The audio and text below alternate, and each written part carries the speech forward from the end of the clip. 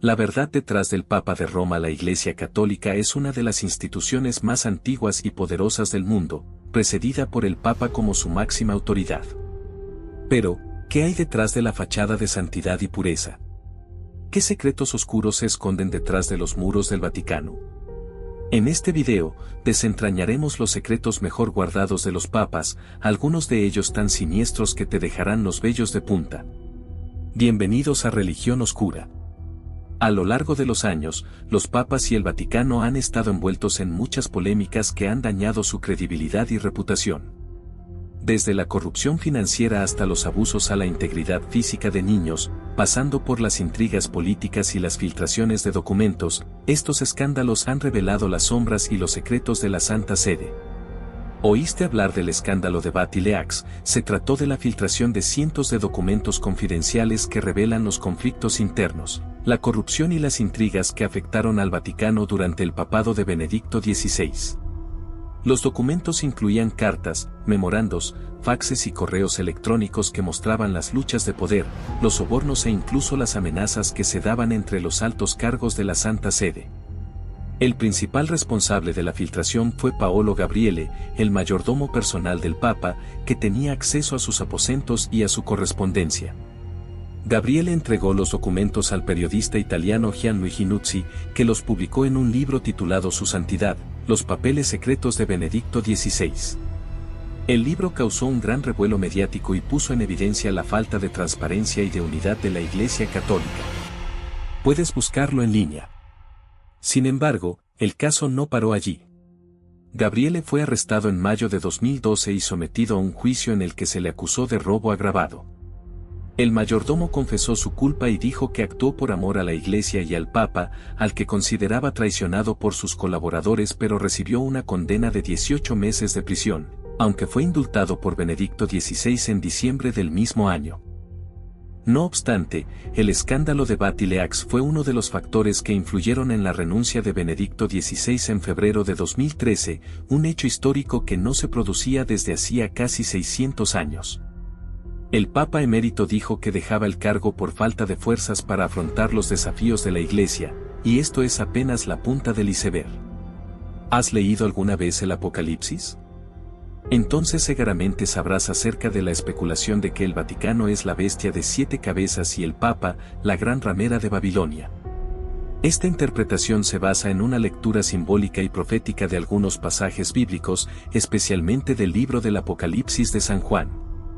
Algunas de estas simbologías son: Apocalipsis 17:1, 15, la gran ramera está sentada sobre muchas aguas, que representan a las naciones, pueblos, lenguas y multitudes. El Vaticano tiene una gran influencia sobre el mundo, tanto en el ámbito religioso como en el político y diplomático. El mismo capítulo también reza: la gran ramera está vestida de púrpura y escarlata, y adornada de oro, piedras preciosas y perlas. Estos colores y adornos simbolizan el lujo, la riqueza y el poder del Vaticano, que contrasta con la pobreza y la opresión de muchos fieles.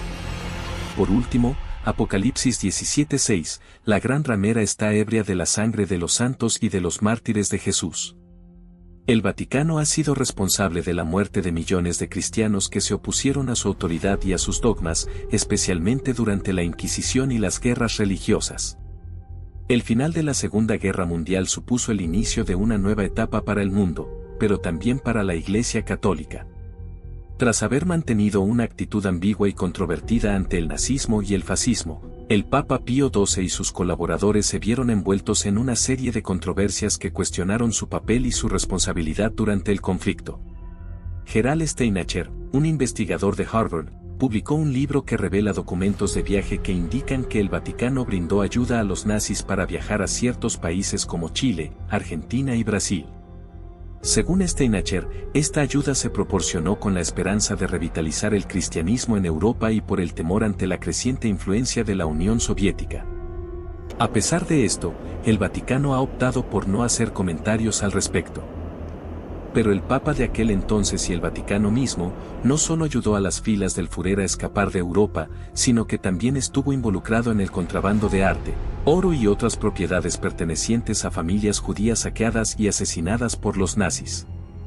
Según el periodista estadounidense Gerald Posner, se sospecha que Bernardino Nogara, el asesor financiero del Vaticano, fue un espía nazi.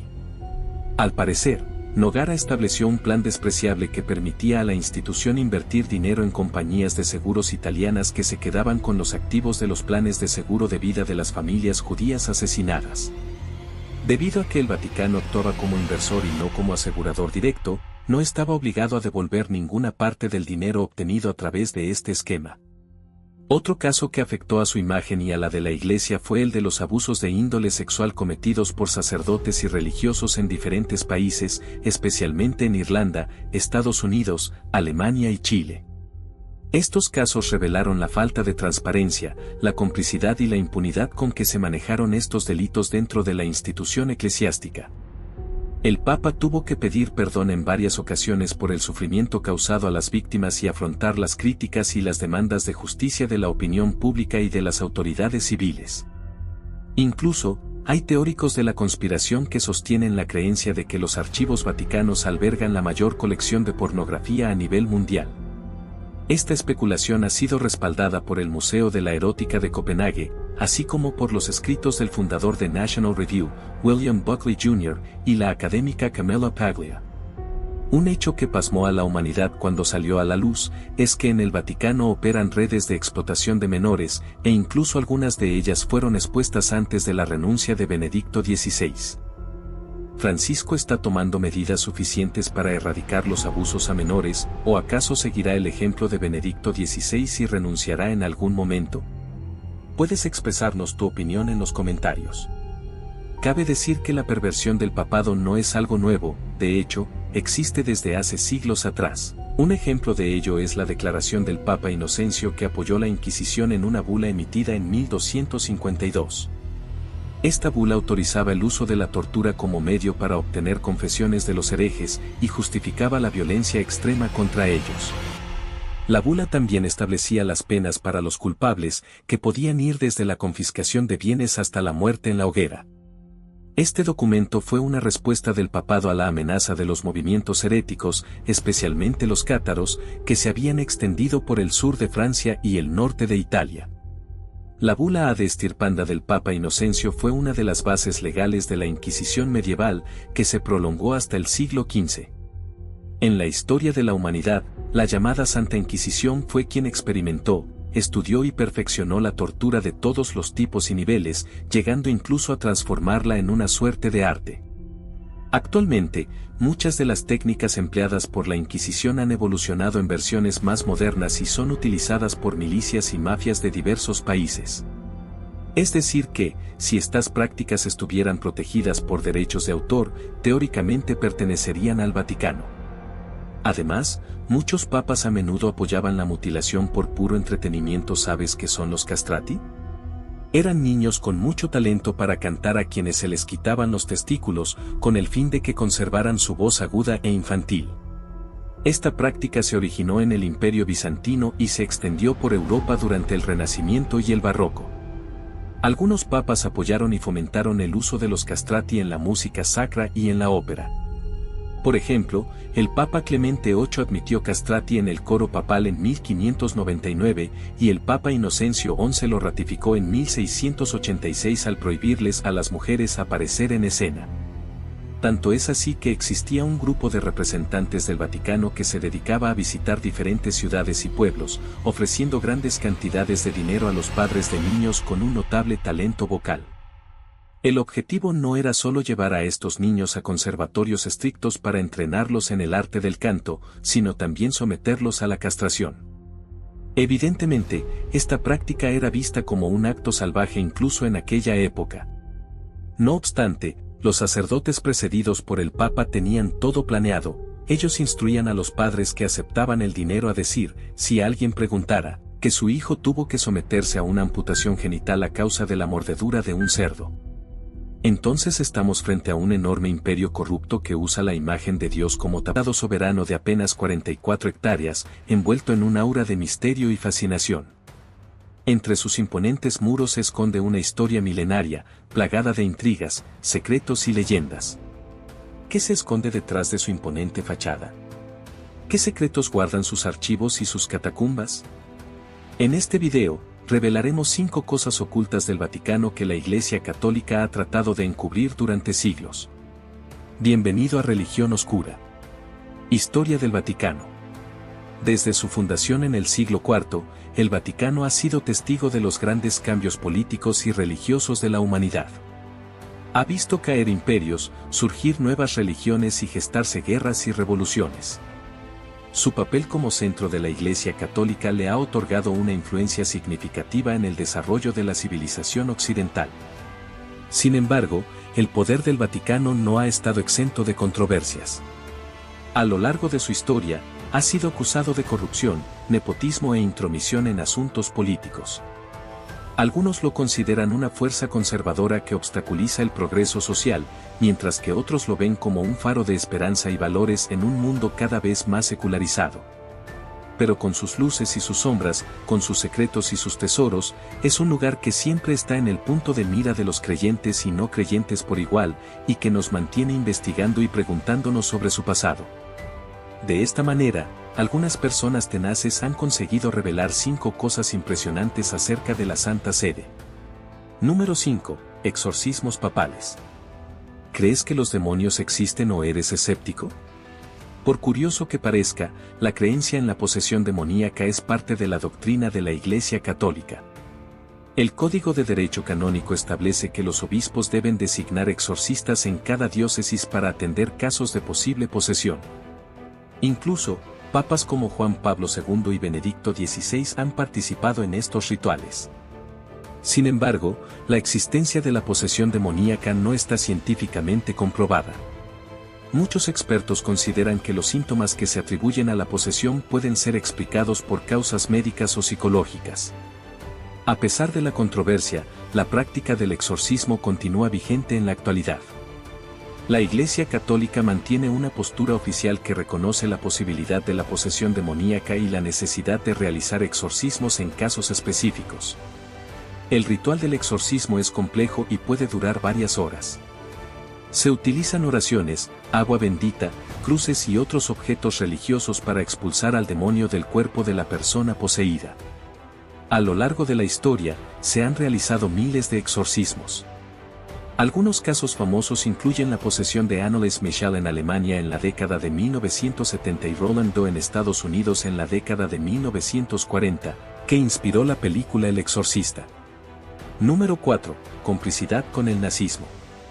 La Santa Sede, como centro de la Iglesia Católica, ha sido una institución poderosa e influyente. Su papel en la política, la religión y la cultura ha sido objeto de debate y controversia, pero no se puede negar su impacto en el curso de la historia.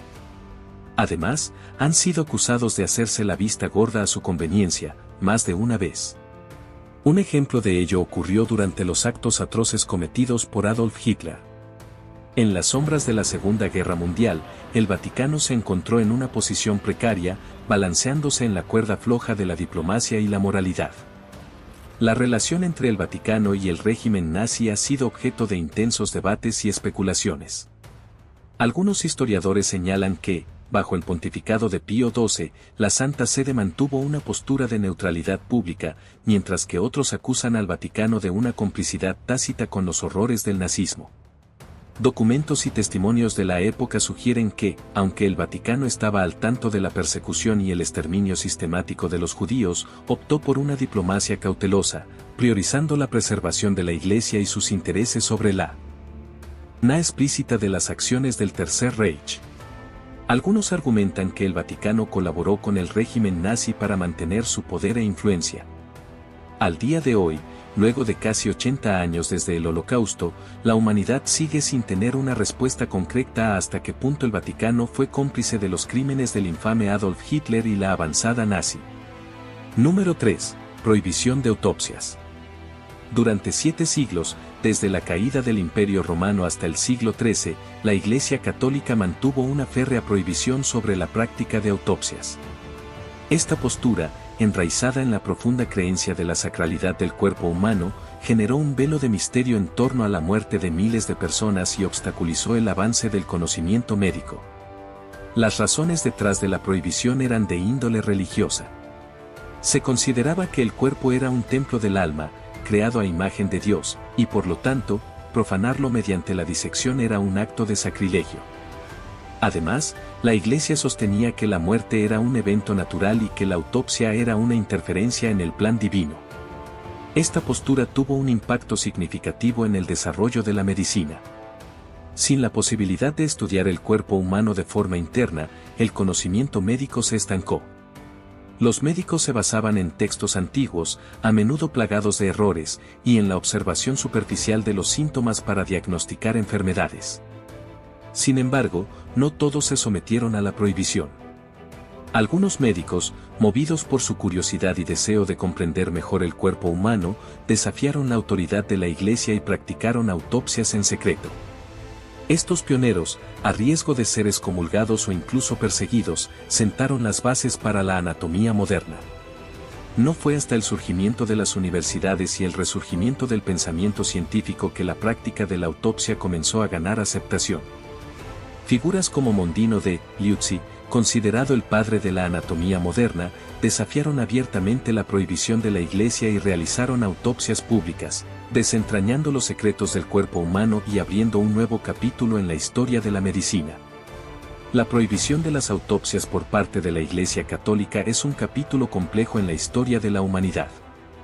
Si bien representó un obstáculo para el avance del conocimiento médico, también evidenció la tensión entre la fe y la razón, dos fuerzas que han moldeado el curso de la civilización occidental. Número 2. Artefactos religiosos. Las bóvedas del Vaticano albergan un tesoro invaluable, una colección de artefactos religiosos de inestimable valor histórico y espiritual. Entre ellos, se encuentran piezas que han cautivado a los creyentes y no creyentes por igual, alimentando leyendas, controversias y una profunda fascinación. La cruz de Jesús, según la tradición, esta reliquia, conocida como la Vera Cruz, es la cruz donde fue crucificado Jesucristo. Resguardada en la Basílica de la Santa Cruz de Jerusalén en Roma, se venera como un símbolo de la pasión y el sacrificio de Cristo. Aunque la autenticidad de la cruz ha sido cuestionada durante siglos, su significado religioso para millones de personas es innegable. Se dice que el Vaticano tiene a resguardo el Santo Grial, un cáliz legendario que se dice que usó Jesús en la Última Cena. Su búsqueda ha inspirado novelas, películas y leyendas durante siglos. El Arca de la Alianza es un cofre sagrado que, según la Biblia, contenía las tablas de la ley entregadas por Dios a Moisés. Su ubicación actual es un misterio, pero algunos creen que está escondida en algún lugar del Vaticano. Por último, algunas especulaciones en torno a los restos del Arca de Noé, la embarcación que salvó a la humanidad del diluvio universal y se posó en el monte Ararat en Turquía. Algunos creen que los restos del arca se encuentran en el Vaticano, aunque no hay evidencia científica que lo confirme. Los artefactos religiosos, las controversias históricas y las decisiones que han moldeado el curso de la humanidad son solo una parte de la rica tapestría que compone el legado del Vaticano. A medida que los archivos secretos se abren y los estudios continúan, cada descubrimiento nos acerca un paso más a comprender la complejidad de esta institución única. Número 1. Bula de la castración. En la historia de la Iglesia Católica, existen episodios que generan controversia y dolor.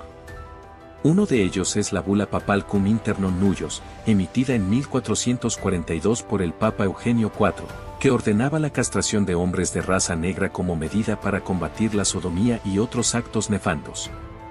La bula se basaba en la falsa creencia de que la raza negra era más propensa a la sodomía y que la castración era un método eficaz para eliminar este pecado. Esta decisión, además de ser cruel e inhumana, es un claro ejemplo del racismo y la discriminación que imperaban en la época. La bula tuvo un impacto devastador en las comunidades afrodescendientes. Miles de hombres fueron castrados, sometiéndolos a un trauma físico y psicológico irreparable. La medida también contribuyó a la deshumanización de la población negra, reforzando estereotipos racistas y justificando la violencia y la opresión.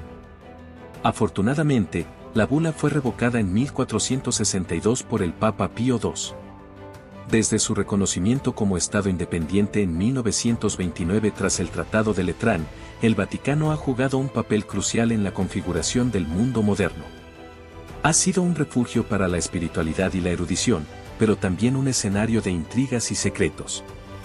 Los pasillos y las cámaras de la Ciudad del Vaticano han sido testigos de decisiones que han cambiado el curso de la historia, y aún hoy, historiadores y curiosos se preguntan qué otros secretos podrían estar ocultos en sus archivos y bibliotecas. Sin embargo, la Santa Sede se ha visto envuelta en tantos escándalos que esto ha erosionado la confianza de muchos fieles, por lo que el futuro del Vaticano es incierto. Actualmente se enfrentan a la globalización y el auge de nuevas religiones, además de la falta de fe. Pese a ello, su legado histórico, su riqueza cultural y su capacidad de adaptación la convierten en una institución que seguirá jugando un papel importante en el mundo. En definitiva, el Vaticano es una institución compleja y fascinante que genera opiniones encontradas. Sin embargo, la perpetuación de tiempos, la humanidad ha estado fascinada por la lucha entre el bien y el mal. En esta batalla, los máximos representantes de estas fuerzas son Dios y el diablo. ¿Quién de ellos es realmente el soberano del mundo? ¿Acaso somos simples marionetas en manos de un poder superior? Acompáñanos a descubrirlo en este video. Bienvenido a Religión Oscura. Desde que el hombre tiene conciencia, muchas preguntas acerca de la divinidad lo han atormentado. ¿De dónde viene el mal si Dios es bondadoso? ¿Por qué existe el sufrimiento en el mundo? Día con día, vemos guerras que devastan países y familias. Presenciamos actos de violencia extrema y odio que nos llenan de horror. ¿Cuál es la fuente de todo esto? Algunas religiones hablan de un ser maligno, una entidad antagónica a Dios, que busca corromper y destruir la creación divina. Según estas creencias, el mal tiene un origen específico, un enemigo con nombre y rostro, el diablo. Otras perspectivas se centran en la naturaleza humana. Argumentan que el mal reside dentro de cada uno de nosotros, como una semilla que puede germinar si no se controla. Dios nos hizo con libre albedrío y esto inherentemente nos concede la capacidad de tomar decisiones correctas o incorrectas, es decir, nos convierte en agentes potenciales del bien o del mal. Si regresamos al Génesis, vemos que en un principio, todo era paz y armonía. Dios había creado un mundo perfecto, un paraíso donde Adán y Eva vivían en completa felicidad. No había dolor, no había sufrimiento, ni siquiera había mal. Pero la serpiente, que algunas religiones creen que representa al diablo, tentó a Eva con la fruta prohibida, prometiéndole conocimiento, poder y una vida mejor. Así, Eva sucumbió a la tentación y Adán la siguió, condenando a la humanidad. En ese momento, el mal se introdujo en el mundo. La paz se rompió y la humanidad fue expulsada del paraíso. Desde entonces, la tierra ha sido un lugar de lucha constante. ¿Pero por qué Dios permitió que esto sucediera? ¿Por qué no intervino para evitar que el mal entrara en el mundo? Algunos dicen que el mal es una parte necesaria del universo, ya que sin él, el bien no existiría. Aún así, ¿existe alguna explicación para que haya más actos de perversión que de bondad en el mundo? Desde lo sucedido con el fruto prohibido, todos experimentamos la tentación de hacer cosas malas. Algunos creen que el diablo constantemente nos susurra al oído para que pequemos. Además, la idea de que el diablo es el soberano de la humanidad se alimenta de la percepción de que el mal está presente en cada rincón de la sociedad. Guerra, corrupción, engaño. ¿Acaso no son estas las obras de un gobernante malévolo? Para muchos, la respuesta es un claro sí. El diablo es visto como el arquitecto de la discordia, el susurrador de mentiras, el que ofrece poder a cambio de almas. ¿Eso significa que es más poderoso que Dios? La respuesta no es simple, ya que depende de la perspectiva que se adopte. Desde un punto de vista religioso, Dios es omnipotente, es decir, tiene el poder sobre todo. En cambio, el diablo, aunque poderoso, es una criatura creada por Dios y, por lo tanto, estaría ligado a una relación de subordinación con él. Así lo podemos ver en Job 1, desde el 6 al 12. En esta porción de las Escrituras, Satanás se presenta ante Dios como uno de sus hijos y le pide permiso para tentar a Job. Esto implica que Satanás está bajo la autoridad de Dios. Sin embargo, la realidad del mundo que vemos no parece coincidir con esta idea. El sufrimiento, la violencia y la injusticia parecen indicar que el diablo tiene una gran influencia en la humanidad. Este concepto se presta a un debate fascinante: si Dios es todopoderoso, ¿por qué permite que el diablo ejerza tal influencia? Hay quienes van más allá, argumentando que el mal es una fuerza que, paradójicamente, une a la humanidad. En nuestra lucha colectiva contra la injusticia y la crueldad, encontramos la fuerza para construir comunidades más fuertes y compasivas. El mal, entonces, no es solo un enemigo a vencer, sino también un catalizador para el crecimiento y la unidad.